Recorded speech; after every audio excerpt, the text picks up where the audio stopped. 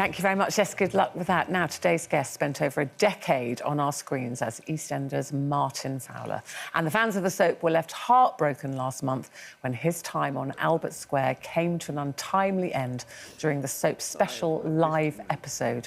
So here to tell us about life after Walford, please welcome James Bye.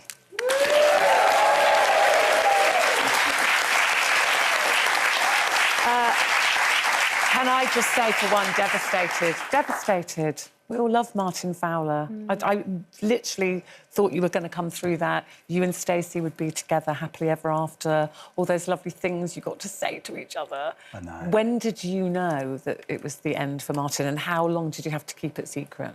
So I think it was around September, and yeah, then that was it. So how long did you have to keep it secret? September till the scripts came out. I think the rest of the cast who were involved maybe didn't get them till after Christmas. Wow, that's torture. Yeah, so you're on set, and obviously everyone, you know, everyone knew the 40th was coming up, so everyone's discussing what the storyline is. Yeah. Oh my God. And there were some great stories knocking about, by the way. I've got to know how they told you.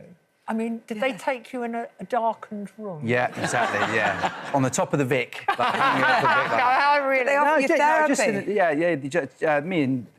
you know, the exec producer, Chris, you know, we had a conversation. It wasn't anything more than that, and it was fine, you know. I mean, like I say, it wasn't anything that was a surprise to me. You didn't get a little bit... No, of course not. I mean, it was an explosive storyline. Yeah. I mean, explosive because the Queen Vic, you know, explosion in the Queen Vic, but also explosive emotionally with you and Lacey, obviously, who's played Stacey, this kind of love affair that you've had for so many years, and we've all willed you back together, you know, and just as it looked like it was happening. Yeah, no, I mean, listen, the story was fantastic, and that was what, for me as an actor, you know, given that opportunity was what was really, you know, the exciting part of it, and I think that from the reaction that I've had from the audience and from the fans, it's been overwhelming. Yeah. Like my wife and I were getting petitions for me to play, I think, James Bond and Doctor Who, yeah, Mr. Darcy. Are you up for those? Yeah. You up for those? Yeah. Well, I thought I'd say I'll do Mr. Darcy first, and then I'll rock on to Bond, and if I've got time, I'll have a crack at Doctor Who. Perfect for But that's what you're doing now, isn't it? So tell us what you're doing now. So you're doing a theatre tour. Yeah, so I'm at the Mill in Sonning, Yeah. which is actually next door to George Clooney's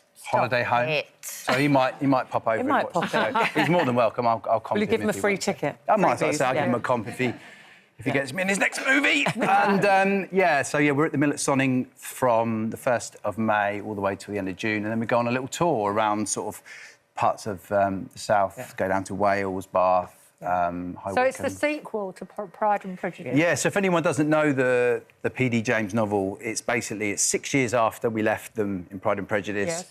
Darcy and Elizabeth are married, they're happy, so it's lovely. We get to see a sort of slightly softer side to Darcy. You got the white frilly shirt. Oh, yeah, I've got yeah, look, there you go, look at that. Nice. You take your top off. Wow. Do I take my top off? Mr. Darcy always takes his top off, doesn't he? I'm not sure the audience... I'm not sure the audience would want to see that. No, we would. Would they? Yeah, all right, well, we'll see. Yeah, maybe. We haven't started rehearsing yet, so the director might have me, you know, half naked throughout. Is it exciting now because you've been in EastEnders for like 11 years or something, and it must be very strange not seeing the people you've seen every day for 11 years. Yeah. But is there something kind of exciting now that you can branch out and do all these other things? Yeah, I think, you know, like, when you do something like that for 10, 11 years, whatever it was, like, you do become very close friends, you know, with all your cast. And the crew, you know, like, you sort of work with them every day. So that was the hardest part, saying goodbye to them. But, yeah, now you get to, you know, no one's stopping you doing anything, so, you know... And you get more time at home now, I Get more time at home, well. and even during the play, obviously, once rehearsals finish, you know, I'll be able to be at home with, you know, and be dad again, and take the kids to school in the day, and then Victoria will have to do all the night times, which...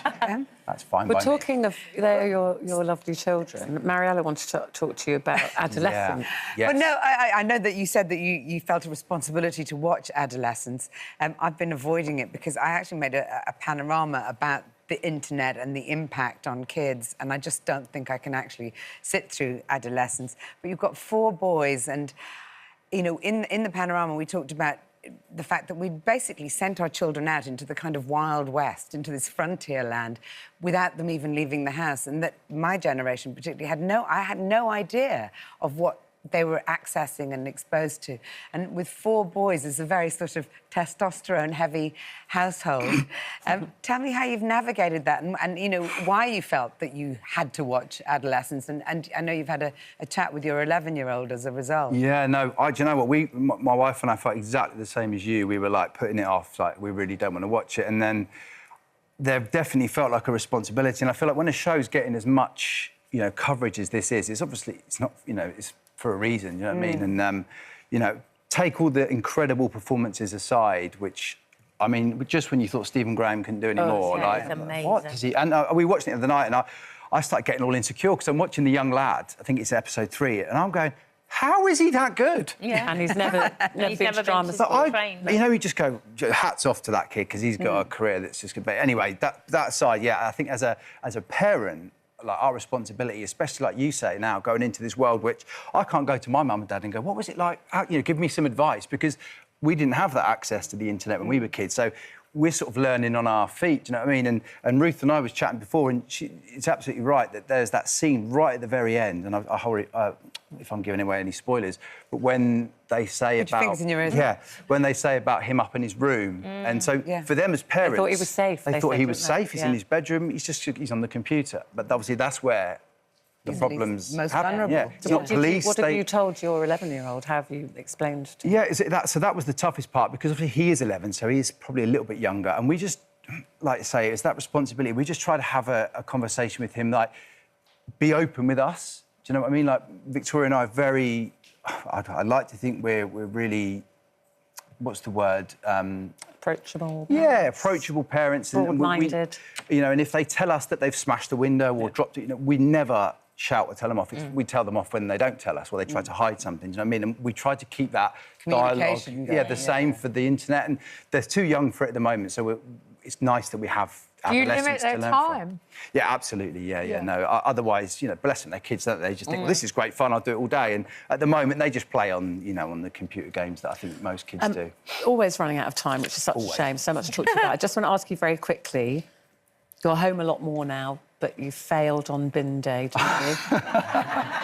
Yeah, which is really frustrating, because that's the one thing I get trusted with. It's the bins. Well, you've got And the one other- job. It is One job. One job. It's confusing now, I think. Well, we've got 2. We've got the, you know, the recycling yeah, and yeah, the yeah. 2 jobs. But it's one job. We two don't bins. need to hear your excuses. Listen, We've heard those good luck with the excuses. play and the tour. That's Death Comes to Pemberley. It's the Theatre Royal Windsor at the moment, isn't it? You were there? We do will go be. to... You'll be Windsor, open. but yeah, it starts in the middle in But the Sonic. listen, good luck with everything else you go on to do. But we miss Martin already. Thank you very much, James. Thank Bye, you. everybody.